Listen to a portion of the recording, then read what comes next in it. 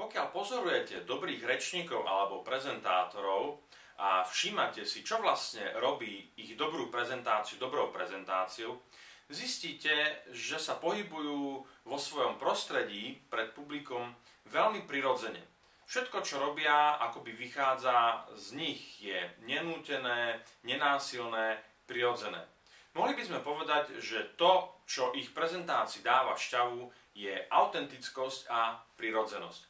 A skutočne, na jednej strane by sme mohli povedať, že dobrú prezentáciu vytvárajú rozličné rečnícke figúry, prvky, práca s publikom, využitie didaktických pomôcok a mnoho iných ďalších faktorov. Ale na druhú stranu je tu niečo, čo sa vyložene týka osobností rečníka a prezentátora. A to je, ako som už povedal, jeho prirodzenosť a autentickosť. A práve s týmto má mnoho rečníkov a prezentátorov problém. Problém, ktorý častokrát sa skrýva za trému, za neistotu, za nervozitu. Neskúsený rečník predstúpi pred publikom a čo sa stane? Začne hapkať, hľadá v poznámkach, nespustí sa mu dataprojektor, nemá pripravenú svoju PowerPointovú prezentáciu, nedokáže udržať kontakt s publikom. Celá jeho prezentácia, celá jeho koncepcia sa rúca ako domček z karát. Môžeme hľadať rozličné dôvody a príčiny a tieto sa snažiť odstrániť, aby sme dosiahli ten konečný pozitívny výsledok, a to je pozitívny vplyv na naše publikum, naša snaha o odovzdanie nejakých myšlienok alebo o presvedčenie. Ale ešte raz, keď budete pozorovať dobrých prezentátorov a rečníkov, zistíte, že práve určitá prirodzenosť alebo schopnosť byť sám sebou je práve tým, čo vytvára skvelú prezentáciu. Takže ako byť sám sebou, ako byť autentický práve v tých okamžikoch, kedy na vás hladí množstvo párov očí, máte trému, ste nervózni, viete, že musíte podať skvelý výkon, ale nejakým spôsobom to nejde. Ako práve v takýchto stresujúcich podmienkách skutočne byť autentický, byť prirodzený, byť sám sebou. Máme tu tri základné podmienky. Prvá podmienka je, neberte sa príliš vážne. Je to veľmi jednoduché. Každá prezentácia je svojím spôsobom nejaký dialóg, v rámci ktorého vstupujete do vzťahu s vašim publikom. Ľudia nemajú radi, keď pred nimi stoja ľudia, ktorí sú presvedčení o svojej dokonalosti alebo neomylnosti.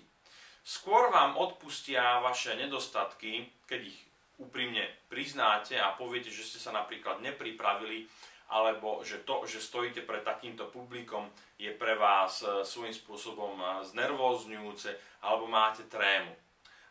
Takisto je dobré, keď sa dokážete sami nad sebou zasmiať.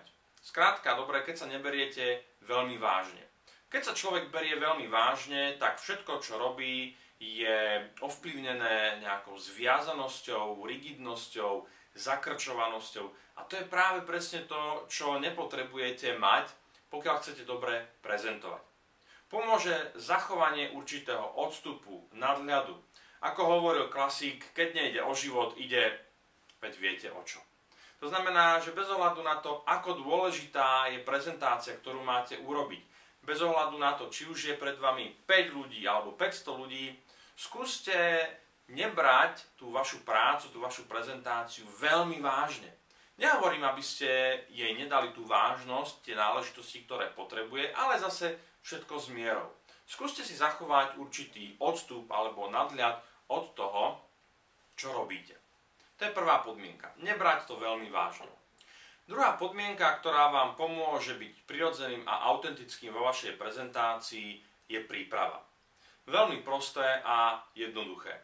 Bez ohľadu na to, aký ste skúsený rečník, a tých neskúsených sa to prirodzene týka viacej, je dôležité, aby ste sa na svoju prezentáciu naozaj dobre pripravili.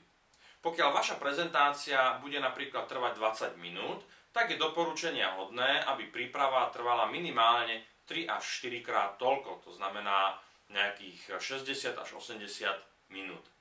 V dnešnom uponáhlanom svete by sme si mohli povedať, že to je niečo ako ilúzia alebo predstava, o ktorú by sme veľmi, veľmi túžili zrealizovať, ale nedá sa to.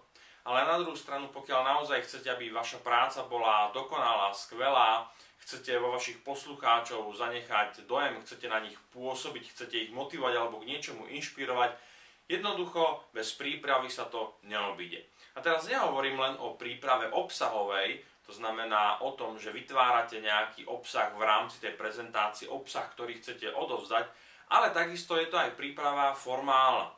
To znamená, predtým, než sa postavíte pred ľudí, alebo vôbec predtým, než si začnete vytvárať nejakú prípravu, skúste si napríklad v duchu odprezentovať, tak povediať sami pre seba to, čo budete prezentovať vášmu publiku. Potom si skúste postaviť sa niekde do prostred izby alebo pred zrkadlo, prípadne pred kameru a skúste rozprávať to, čo chcete povedať vašim ľuďom. Možno vám to spočiatku bude pripadať neprirodzené, budete si hovoriť, to je divné, to nie je normálne, ale hovorím vám, cvik robí majstra a dobrý prezentátor, ktorý sám seba nikdy nevidel na kamere, nikdy nemal o túto objektívnu spätnú väzbu a nikdy si neskúšal postaviť sa do prázdnej izby a predstaviť si svoje publikum, nikdy nebude skvelým prezentátorom. Takže príprava je skutočne nevyhnutnou a dôležitou podmienkou k tomu, aby ste boli prirodzeným, pretože práve z tej dobrej prípravy vychádza váš pocit sebaistoty, sebadôvery a práve z tohto pocitu sebaistoty a sebadôvery alebo tento pocit vytvára určitú sebadôveru, vytvára prirodzenosť a autentickosť. No a potom je tu posledná, tretia podmienka, o ktorej chcem hovoriť, a to je zaujatie určitého vnútorného postoja. O čom to vlastne, alebo o čom hovorím? Predstavte si, že ste niekde v kaviarni s kamarátom alebo s kamarátkou. Rozprávate sa o tom, ako ste boli napríklad na dovolenke, alebo o tom, ako sa chystáte stráviť veľkonočné alebo vianočné sviatky. Aký je tento rozhovor? Je prirodzený? Je autentický? Máte v rámci takéhoto rozhovoru trému? Ste nervózni, zakoktávate sa a neviete povedať, čo máte v hlave? Určite nie. A to je práve na tom zaujímavé. Väčšina ľudí, snáď až na drobné výnimky, nemá problém komunikovať v bežnom medziľudskom vzťahu, v medziľudskom kontakte. Na úradoch, v kaviárniach, v práci s kolegami. Každý z nás komunikuje veľmi prirodzene, normálne, bez nejakých problémov. Vôbec s tým nemáme nejaké ťažkosti, aby sme vyjadrili a dali dohromady súvislú myšlienku a súvislú vetu. O čo iné potom ale je, keď sa takýto rečník alebo takýto človek, ktorý bežne komunikuje so svojimi kolegami, kamarátmi, partnermi, postaví pred publikom. V podstate žiadny, až na to, že v tom publiku je tých ľudí podstatne viacej ako ten jeden človečik, ktorý sedí pred vami a popíja kávu alebo čaj niekde v kaviarni. Trik spočíva v tom, aby ste v okamžiku, keď stojíte pred publikum, ktoré prirodzene je skúmavé, pozerá sa na vás a očakáva, čo tak asi poviete, aby ste sa vnútorne dokázali naladiť práve na ten postoj, to vnútorné naladenie, ktoré máte v tých situáciách, kedy komunikujete veľmi prirodzene, spontánne, otvorene a autenticky. Predtým, než sa postavíte pred publikom, prichádzate napríklad na to miesto, odkiaľ budete prezentovať, skúste si v mysli vybaviť tú situáciu. Sedím niekde v kaviarni, rozprávam sa s kamarátom. Mám z toho všetkého úplne normálny, dobrý, príjemný pocit, ktorý mi hovorí, nemusíš sa o nič strachovať, všetko je tak, ako má byť. Prirodzene je to otázka cviku, nie je to veľmi jednoduché, ale čím intenzívnejšie sa dokážete ponoriť do tej situácie, ktorú ste už niekedy v minulosti zažili a pri ktorej ste komunikovali bez problémov, o to jednoduchšie bude aktualizovať tento vnútorný stav aj v situácii, kedy stojíte pred veľkým množstvom ľudí a naozaj ide o veľa. Čo vám môže k tomu dopomôcť je, pokiaľ máte možnosť dať do toho publika alebo nájsť v tom publiku niekoho, kto je vám priateľsky naklonený. A verte alebo nie, takmer v každom publiku sa vždycky nájde jeden alebo dvaja ľudia, ktorí aj keď vás nepoznajú, tak im záleží na tom, aby ste to, čo robíte, urobili dobre. Ako ich poznáte? Veľmi jednoducho. Sú to ľudia, ktorí od prvého okamžiku prezentácie majú s vami intenzívny očný kontakt, pozerajú sa na vás, usmievajú sa, alebo teda majú neutrálny výraz tváre a ako náhle začnete hovoriť, majú tendenciu pritakávať, či už verbálne alebo neverbálne.